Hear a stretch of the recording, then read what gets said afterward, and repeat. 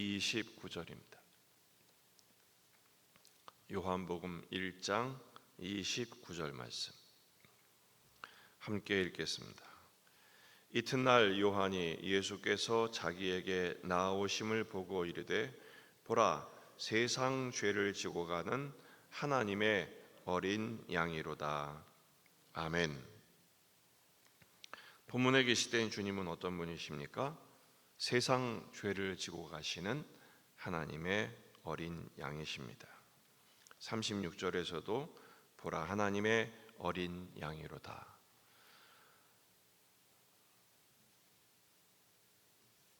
29절에 요한이 예수께서 자기에게 나오심을 보고 말하기 시작합니다. 예수님이 세례 요한에게 나오시는 것이죠. 역사적인 장면입니다. 왜냐하면 세례 요한의 사명은 그가 태중에 있을 때부터 그분이 오실 길을 예비하는 자로서의 역할을 타고났기 때문에 그렇죠. 그 예수님이 어떤 분이십니까?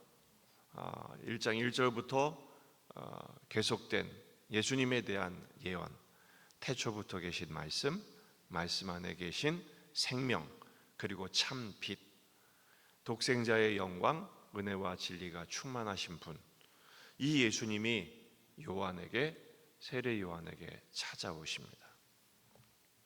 여러분, 우리에게 예수님은 어떤 분이십니까?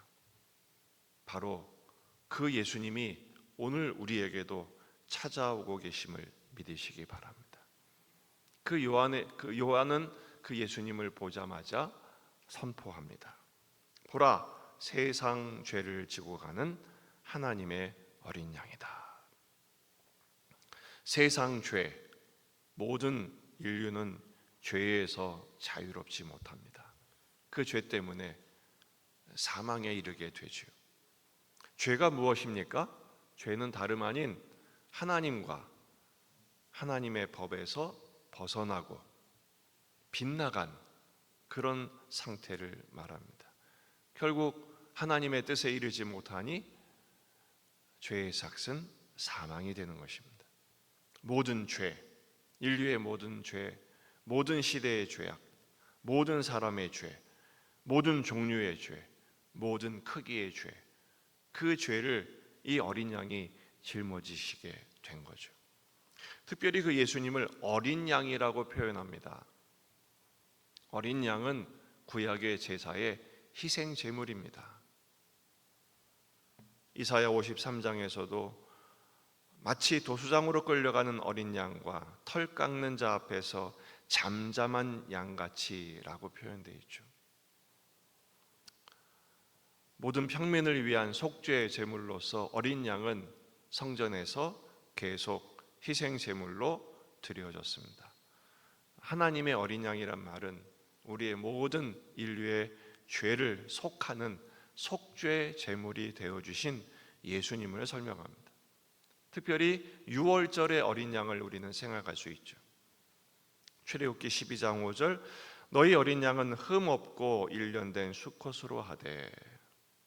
그래서 해질 때 그 어린 양을 잡고 그 피를 집 좌우 문설주와 인방에 바름으로써 그 피의 표식이 있는 가정에는 재앙의 천사가 지나가게 되는 유월절의 은혜를 누리게 되는 것입니다. 고린도전서 5장 7절에서는 그 유월절 양이 곧 그리스도이심을 설명하고 있습니다. 예수님이 세례 요한에 의해서 보라, 세상 죄를 지고 가는 하나님의 어린 양이다 라고 선포된 것은 바로 유월절의 어린 양이신 예수님을 설명하는 것이죠. 예수님을 하나님의 어린 양이라고 표현한 기자는 요한밖에 없습니다. 사도 요한이 이렇게 예수님을 하나님의 어린 양으로 표현한 이유는 하나님이 친히 예비하신 하나님 자신의 양임을 설명하는 것입니다. 세상이 사람이 준비한 양이 아니라는 것이죠. 창세기 22장 8절을 보면 하나님께서 아브라함에게 이삭을 바치라고 명령하시죠. 그 이삭을 데리고 산으로 가는데 이삭이 묻습니다. 지금 번제에 쓸 나무는 지고 가는데 양은 어디 있습니까? 그때 아브라함이 대답합니다. 내 아들아, 번제할 어린 양은 하나님이 자기를 위하여 친히 준비하시리라. 예수님이 우리를 위해 준비하신 하나님의 양이 되시는 것이죠. 특별히 세상 죄를 짊어지신다라고 표현되어 있어요. 짊어진다는 건 뭐냐? 들어 올리다라는 뜻입니다. 모든 죄를 자기 어깨에 짊어지셔서 다른 이들의 어깨를 짓누르지 못하도록 자기가 다 짊어지시는 걸 말하는 것입니다. 요한일서 2장 2절, 그는 우리 죄를 위한 화목 제물이니 우리만 위할 뿐 아니요 온 세상의 죄를 위하여 위하심이라. 우리 모든 죄를 친히 짊어지신 하나님의 어린 양 예수 그리스도. 세례 요한은 그 어린 양 예수님을 선포합니다. 그렇다면 이 어린 양이신 예수님, 우리의 죄를 짊어지시고 우리의 죽음을 대신 짊어지신 어린 양 예수님을 우리에게 선포하셨는데 우리는 무엇을 결단해야 될까요? 첫째는 이 어린 양만 경배하는 삶을 살아야 합니다. 계시록 5장을 보면 천상의 예배 장면이 나오는데 그 예배의 대상이 누구냐? 어린 양이십니다. 계시록 5장 12절, 큰 음성으로 이르되 죽임을 당한 어린 양은 능력과 부와 지혜와 힘과 존귀와 영광과 찬송을 받으시기에 합당하도다 하더라. 내가 또 들으니 하늘 위에와 땅 위에와 땅 아래와 바다 위에와 또 그 가운데 모든 피조물이 이르되 보좌에 앉으신 이와 어린 양에게 찬송과 존귀와 영광과 권능을 세세토록 돌릴지어다. 어린 양 예수님은 우리의 경배의 대상이십니다. 승천하신 예수님을 목격한 제자들은 그때부터 그 주님을 경배하기 시작했어요.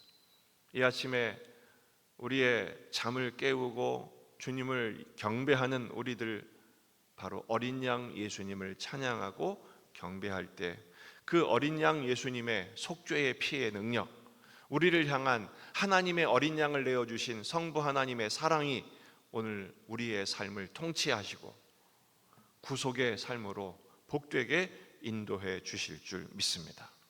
두 번째는 세례자 요한이 이 어린 양을 증거하는 것처럼 우리도 어린 양 예수님의 복음을 증거하는 삶을 살아야 합니다. 어린 양 예수께서 십자가에서 친히 흘려주신 피로 말미암아 모든 인류가 하나님과 화목하게 되어 하나님의 자녀가 되지 않았습니까? 그 이름을 영접하는 자에게 하나님의 자녀가 되는 권세를 허락하셨어요. 그 화목하게 하는 직책을 다하는 것이죠. 어린 양 예수의 그 사역의 결과가 무엇입니까? 로마서 8장 1절, 그러므로 이제 그리스도 예수 안에 있는 자에게는 결코 정죄함이 없나니 이는 그리스도 예수 안에 있는 생명의 성령의 법이 죄와 사망의 법에서 너를 해방하였음이라. 할렐루야.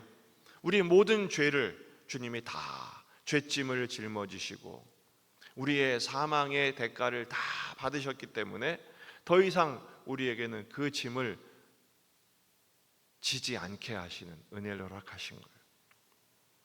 복음을 증거한다는 것은 담대하게 복음을 선포하고 전도하는 삶을 말하긴 하지만 정말 중요한 것은요, 어린 양으로 말미암아 우리가 자유함을 얻었잖아요.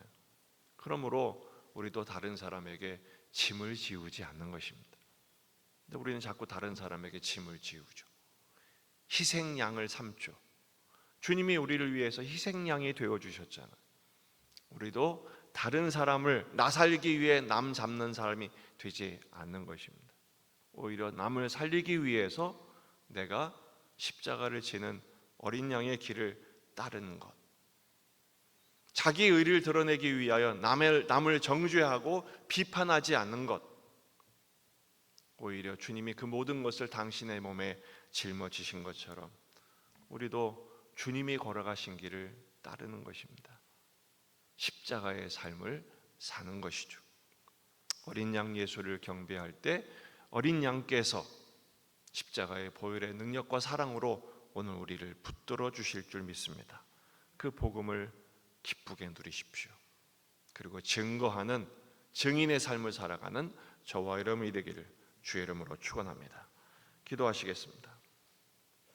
말씀을 붙들고 우리 자신과 가정과 교회와 지역의 복음화, 민족의 복음화, 세계 복음화를 위해서 환우들, 군에 있는 아들들, 수험생들을 위해서 그리고 오늘 금요 기도회가 진행이 됩니다. 주일을 또 준비하며 여러분 가져온 기도 제목을 가지고 간절히 기도하시다가 돌아가시겠습니다. 다 같이 기도합니다. 참 좋으신 주님,